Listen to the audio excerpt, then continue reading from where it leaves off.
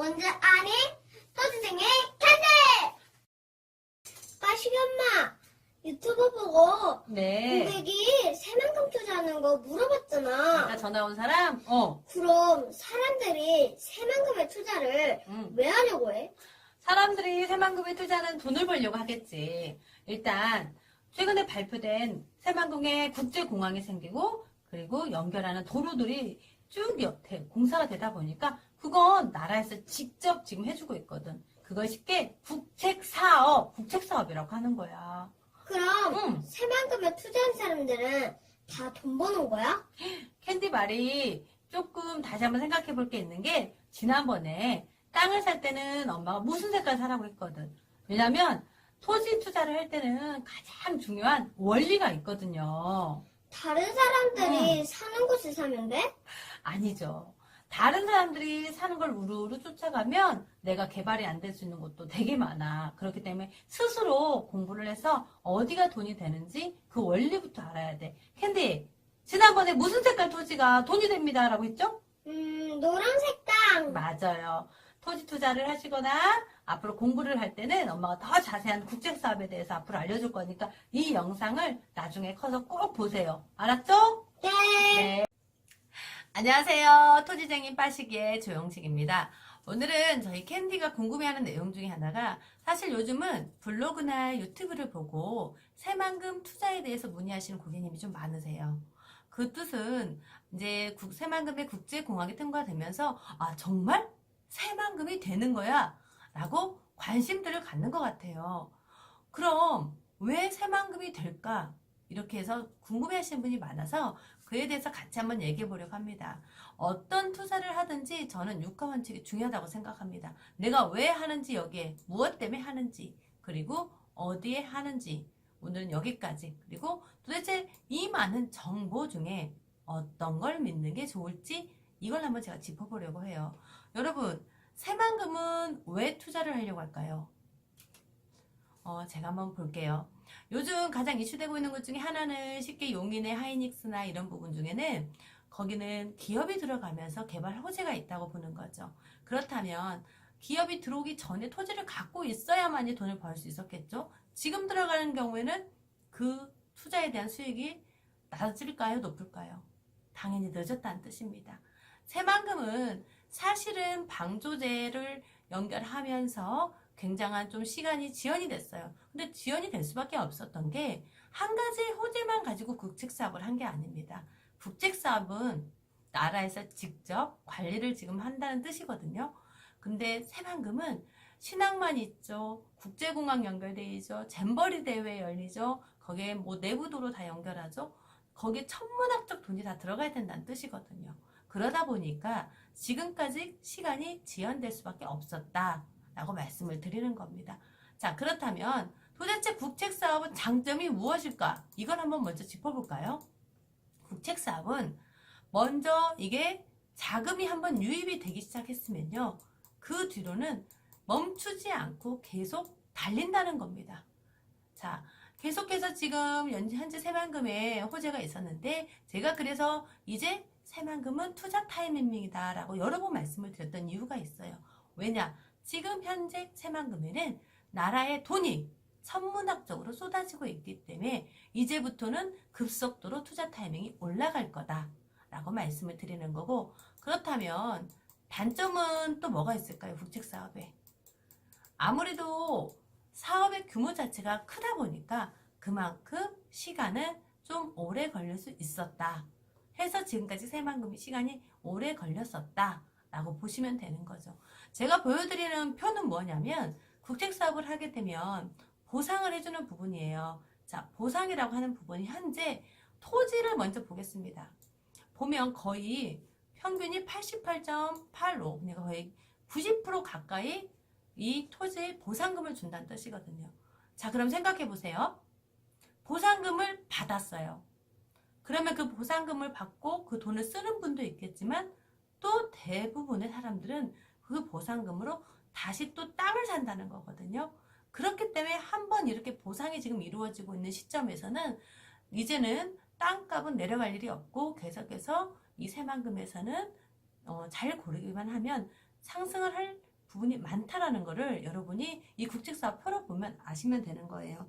자, 그 다음에 제가 아까 말씀드린 것처럼 새만금에 지금 천문학적 돈이 들어가고 있다 라고 말씀을 드린 게 그냥 제가 하는 게 아니라 이렇게 지금 근거 자료가 있습니다. 현재 이게 새만금 도로입니다. 여러분들이 알고 있는 이게 지금 방조제 1축이라고 합니다. 1번이라고 생각하시면 돼요. 여기가 남, 여기가 위에가 북, 그래서 남북 1축. 또 남쪽에서 북쪽으로 두 번째 도로이기 때문에 남북 2축. 세 번째로 올라가는데 남북 3축. 그리고 여기는 서쪽이죠. 여기가 우리가 이쪽이. 그리고 반대편이 동쪽이죠. 그래서 동서 도로로 여기가 군산을 지나가는 도로가 1축. 이건 다 완공이 됐습니다. 그리고 2번 동서 2축. 한 이 정도까지 공사 지금 진행되고 있는 공사 진행 상태로 서쪽과 동쪽 동서 2축으로 이게 포항까지 연결되는 어마어마한 도로입니다. 이게 지금 현재 자금이 투입이 돼서 공사하고 있는 도로입니다. 세 번째로 동서 3축. 이게 새만금 여기 잼버리 대회가 지금 이쪽에서 열리죠. 여기에서 이제 신태인 쪽까지 연결되어 있는 상태, 완공 또 이것도 되어 있습니다. 자, 이건 지금 공사가 진행되고 있다고 했죠. 이것도 완공됐습니다. 여러분 보이십니까? 지금 현재 신항만도 공사 진행하고 있습니다. 자, 이 공사는 어디에서?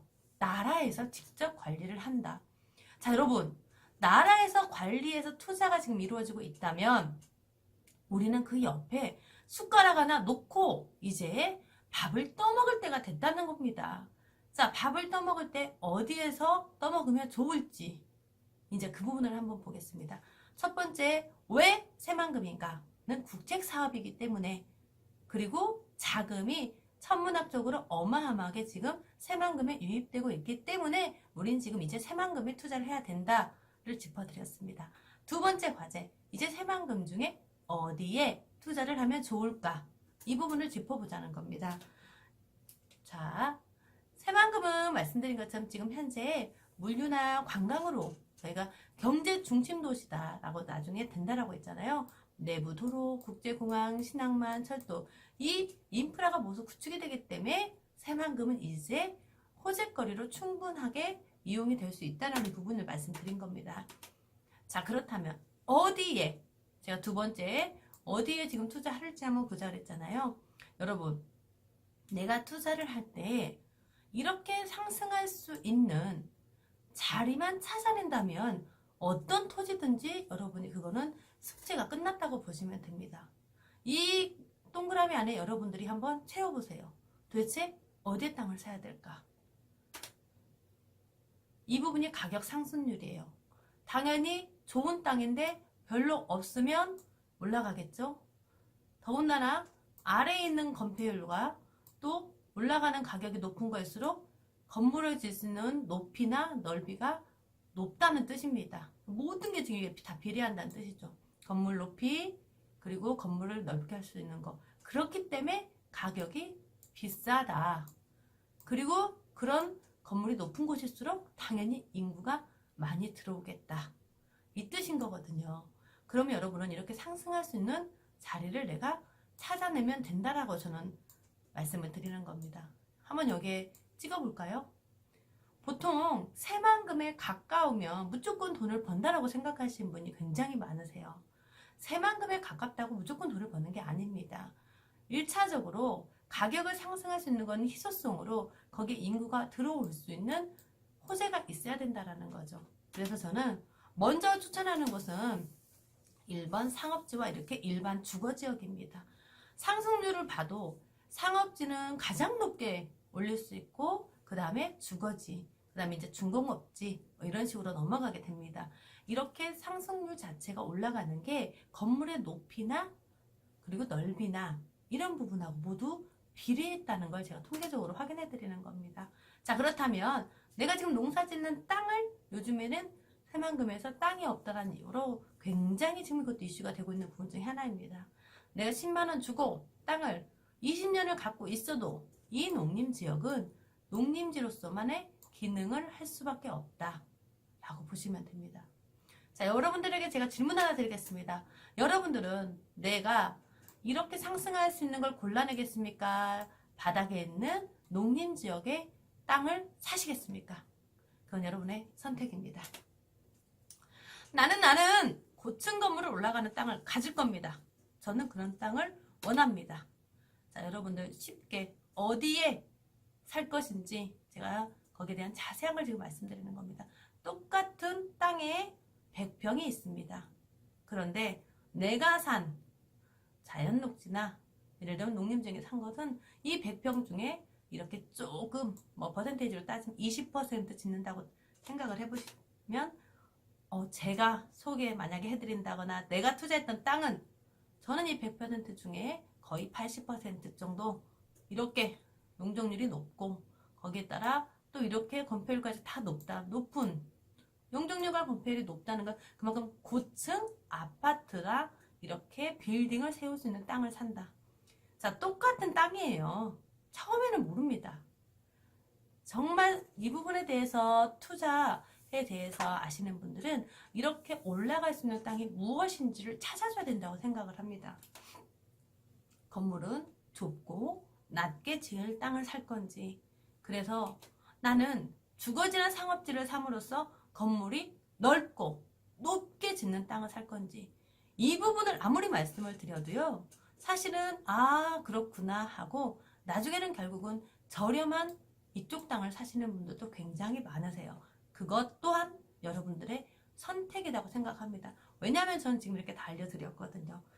자, 그러면 정말 그런 가치가 있나? 제가 그걸 표로 한번 보여드리겠습니다. 대한민국 인구가 91%가 지금 어디에 거주하고 있다는 거죠? 도시 지역에 거주하고 있다. 90.9%, 그러니까 거의 91%에 가깝거든요. 이만큼 인구가 유입이 되는 단계라는 뜻이에요. 자, 아까 말씀드린 것처럼 인구 유입이 되는 단계는 이렇게 주거지에 따라서 다르다는 거죠.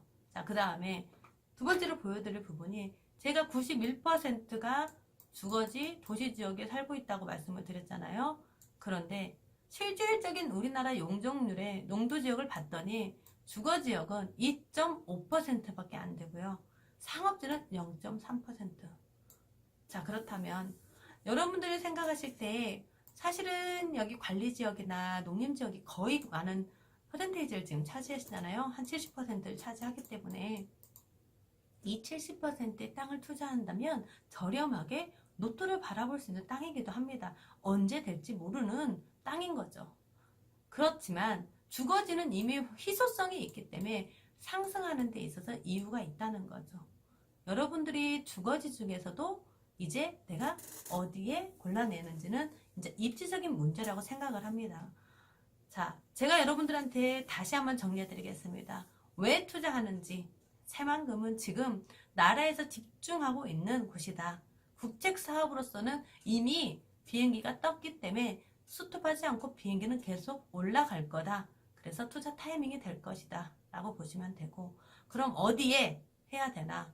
이왕이면 더 높은 건물을 올릴 수 있고 내가 더 넓게 지을 수 있는 건물을 지을 수 있는 땅을 사자. 대한민국의 2.5%밖에 해당되지 않는 명품 땅을 내가 투자해놔야 빠른 시간 안에 수익을 바라볼 수 있다라고 제가 말씀을 드리는 겁니다.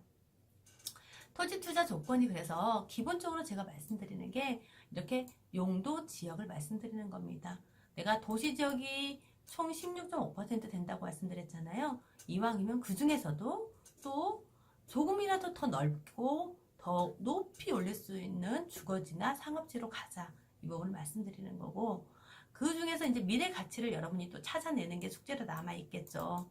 그 다음에 내가 세 번째로 그 중에 또 내가 코너에 어디에 뭐가 설계될 수 있는지를 한번 그려볼 수 있는 능력까지 되려면 많은 공부를 스스로도 하셔야 된다고 생각해요. 토지 투자는 내 재산을 내가 지키기 위해서 이렇게 공부를 하시는 분들이 훨씬 수익을 높게 됩니다.